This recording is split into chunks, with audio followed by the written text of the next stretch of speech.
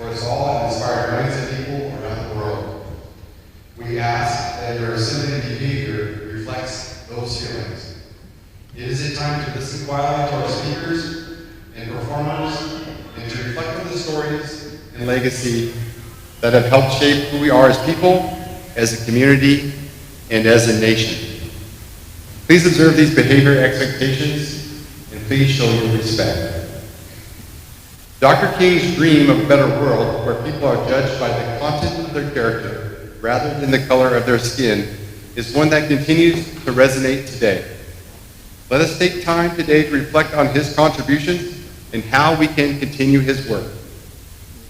The civil rights movement was inspired by the work of countless men and women before and after Dr. Martin Luther King Jr. As you look at the faces of these amazing Americans behind me,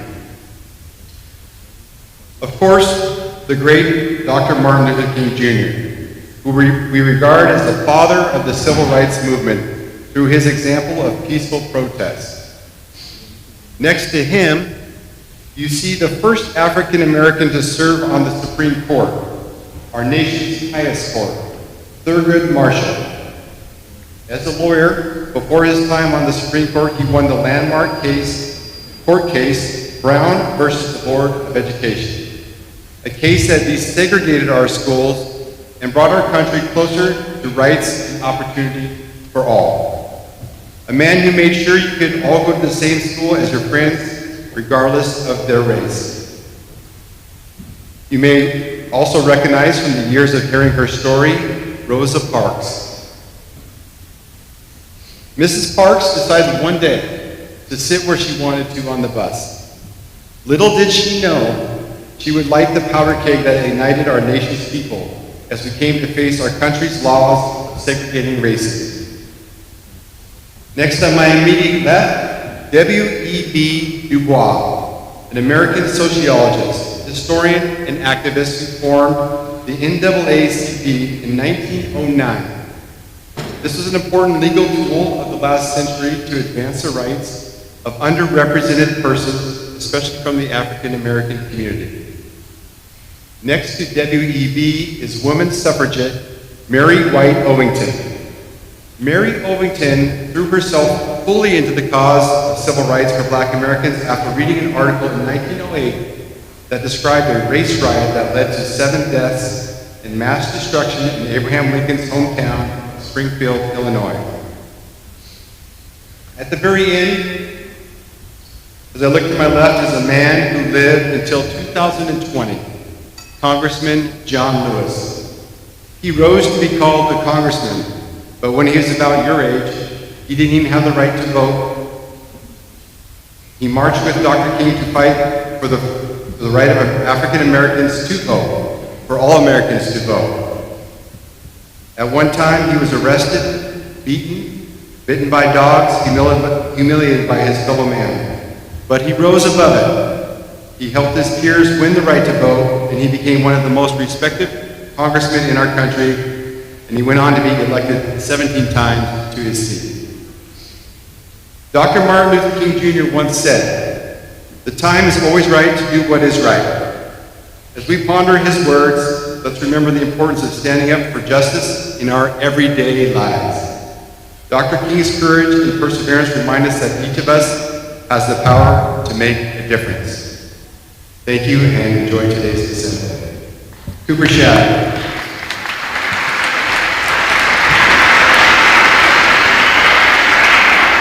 At this time, those of you who are able, please stand. Gentlemen, remove your hands. We will honor our communities with the pledge of the national anthem.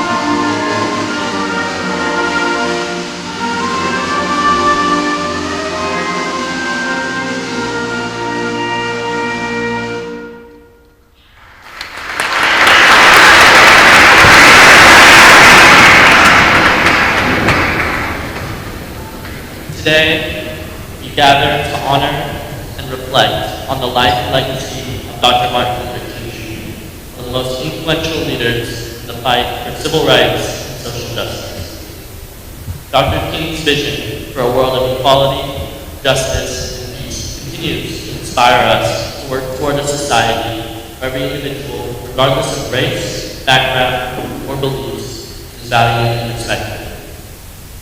Martin Luther King Jr. Day is a time for us to remember his contributions and to recognize the ongoing importance of his message.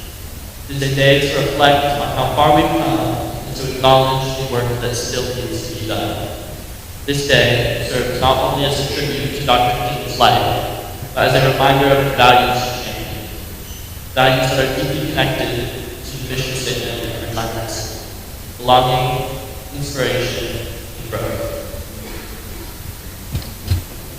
Belonging was at the heart of Dr. King's dream. He imagined a world where everyone would feel included and accepted, a world where the barriers of prejudice and discrimination would no longer divide us. In his famous "I Have a Dream" speech, he spoke of his desire for a time when all people would join hands as brothers and sisters. His fight for civil rights was about ensuring that every person, regardless of their skin color, could find their rightful place in society, could feel they belong, and participate fully in the life of the community. We all have a role to play in creating spaces of belonging in our own lives. Whether it's in our classrooms, our sports teams, our clubs, or our communities, we can all contribute to making sure that everyone feels valued and respected. Dr. King showed us that true belonging comes when we break down the walls that separate us and build bridges of understanding.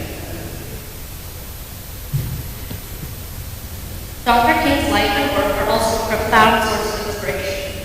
His courage in the face of hatred, his dedication to nonviolence, and his ability to inspire millions with his words and actions remind us the power of leadership rooted in love and justice. Dr. King faced enormous challenges, yet he remained steadfast in his commitment to a nonviolent approach, believing that love and peaceful protest are the most powerful tools for change. His speeches and writing continue to inspire us today. Phrases like "I have a dream" and "injustice everywhere is a threat to justice everywhere" resonate across generations, reminding us that we all have powers to be the agents of change. Dr. King's ability to inspire wasn't just in his ability to articulate his vision. It was in his ability to move people to action. He taught us that inspiration leads to transformation, that when we are inspired, we also feel called to make a difference in our world. Lastly, Dr. King's journey teaches us the importance of growth, both personal and societal. Growth requires us to confront our own biases, to learn from our own experiences, and to commit to the ongoing work of justice and equality.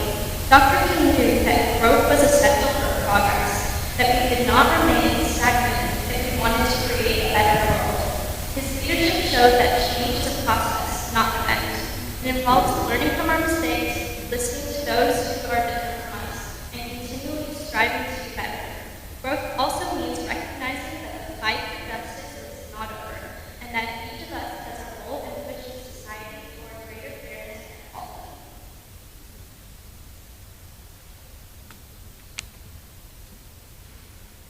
Dr. King once said, "Life's most persistent and urgent question is, what are you doing for others?" This question challenges us to look beyond ourselves and consider how we can contribute to the well-being of those around us. It reminds us that true greatness is found in service to others, in lifting up those who are marginalized, and in standing up for what is right.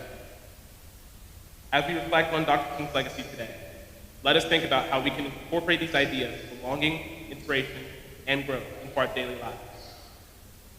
How can we create spaces where everyone feels like they belong? How can we be a source of inspiration to those around us? And how can we commit to our own growth and the growth of our communities, working towards the ideals of justice and equality that Dr. King taught? Today is not just a day to remember a great leader. It is a day to recommit ourselves to his vision. It is a day to remind ourselves that we all have the power to make a difference, that our actions matter, and that together we can continue the work of creating a world where Dr. King's dreams is realized. Thank you.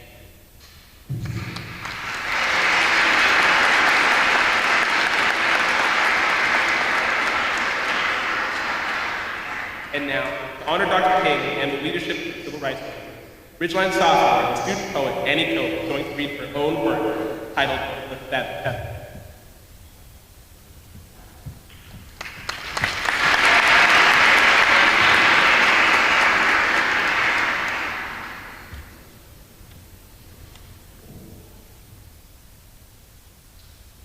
Violence, systematic dehumanization, and inequalities were previous generations' permissible ideologies. Education should lead to informed action, and informed action should lead to liberation, justice, and repair. The Grand Share. It's not easy to own the USA's core and love. We may feel uncomfortable experiencing feelings of shame, sorrow, and toll. Let down our defenses and stop to listen. Listen even when we want to protest. I'm not that way. It's not my fault. I was the one who messed it all up. We all drink from the same cup. Compassion has its tether. It means to suffer together. Aesop has expressed no act of kindness, no matter how small, is ever wasted. So instead of hate, celebrate our differences, love, and create a more just society.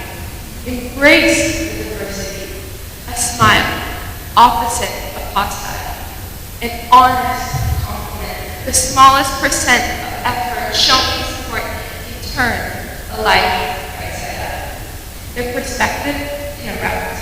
An avalanche is true, it's transient, made up of small, little snowballs, tiny flakes creating waves that make lasting impacts.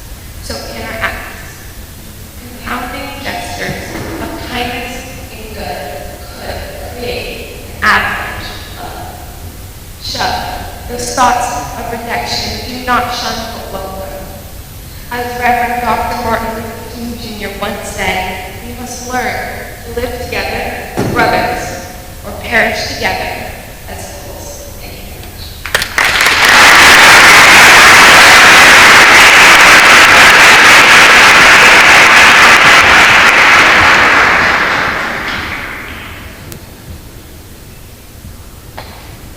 The finale to our assembly today features a musical selection, Cry Glory. This piece of music was actually commissioned by Principal Jesse Hart and our very own Ridgeline High School. This work was written for Ridgeline students, for all of us, to experience an almost cinematic expression of the power of community, collaboration, and caring. Here's our Director of Orchestras and Bands, Mr. Parker, to share insight to what you will experience. Hey, good morning, everybody. I'm right here in Illinois, the city is huge, so in a moment we're going to play this speech for you. And I just want to tell you a little bit about what you're going to listen to and how it's broken into four parts of the story. We decided that we would write something that was chronological to the civil rights movement. And we went all the way back to the very beginning, and we will hear the very first recording music recorded by African American artists. They're going to sing a song. Everybody knows what I'm imagining yourself 250 years ago. And they're singing an old slave song that we call Sweet Boat, Sweet Cherry. And you'll hear that song throughout the piece of music that we play. But after the orchestra kind of comes in, then you're going to hear us sing the song of the civil rights movement. What did people sing at these marches? The song called Your Voice. The choir will come in and sing that. And you'll hear the songs that people your age sang when they were going to these marches. Then to represent the difficult part and the sometimes violent part of protesting the civil rights movement, we're going to use a piece by Bob Marley called Stand Up for Your Rights. And you'll hear police sirens and you'll hear the ominous march of these two ideas moving together. That's segregation and desegregation. And then the closing part is a song that you might recognize by John Legend from the movie Selma. It's called Florida. And you will hear the refrain